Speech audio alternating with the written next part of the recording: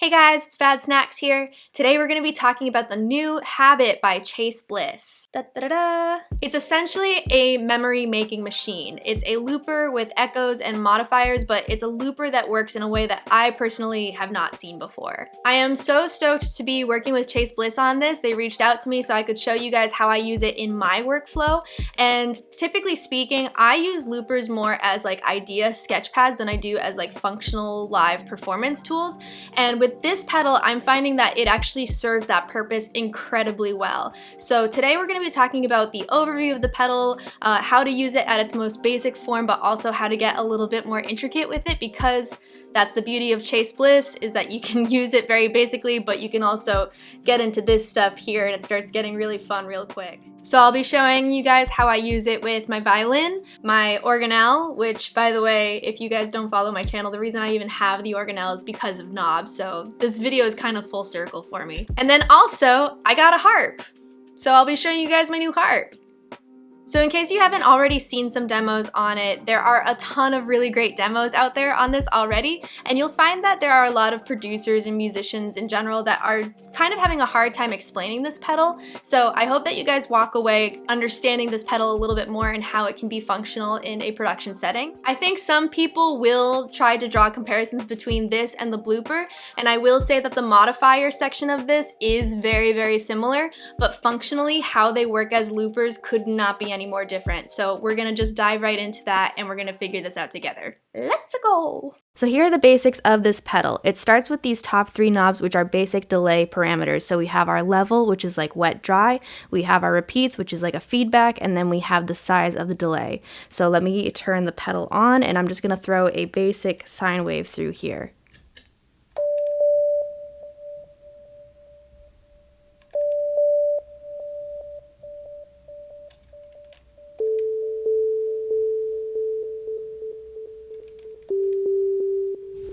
And then the next level of this are these three knobs, which is where it starts getting really fun. So as I'm playing, this is all recording, but now I can do fun things like modify it. So I'm going to put it on bank A, and this is on 2, so this is going to be kind of a lo-fi analog.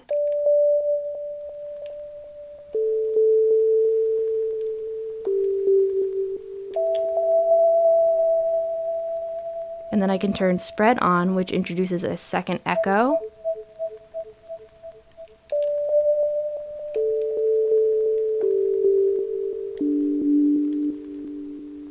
And then we have our scan knob, which is kind of how we navigate through the memory that this pedal has been logging in this whole time. It's been recording us for the whole time that we've been playing. And it records up to 3 minutes at a time. It's kind of like a conveyor belt of sound. And we can get into this later, but there is a feature on the dip switch where if you turn it on to collect, then it overdubs those 3 minutes at a time. So what you're hearing now engages a little bit of all of these knobs. So let's mess with the modifier a little bit more.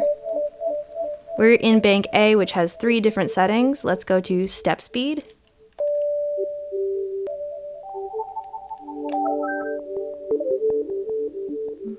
We can also go to trimmer.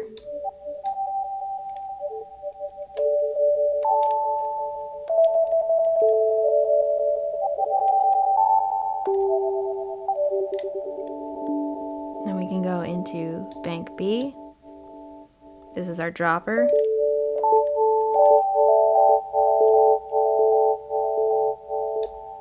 Our filter.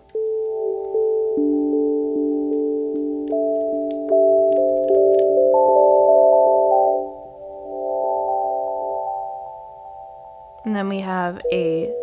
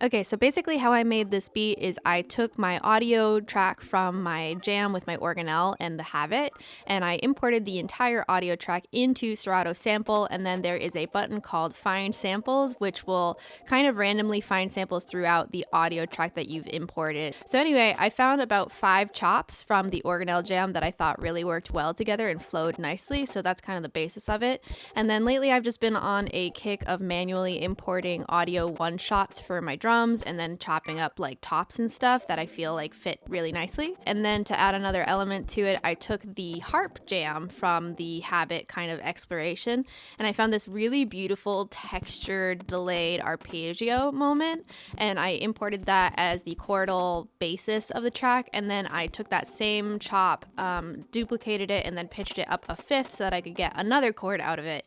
And that is really basically it. So that's just an example of how I use these sonic findings in my workflow.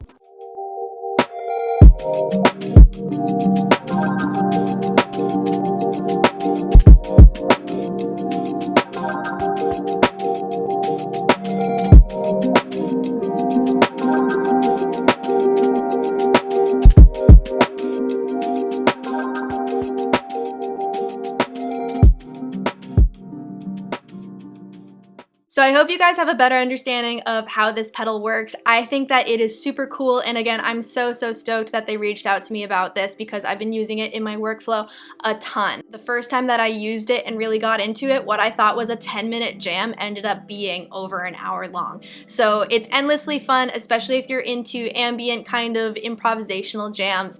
It's a perfect sketch pad for that kind of stuff. Yeah, I think that's basically it.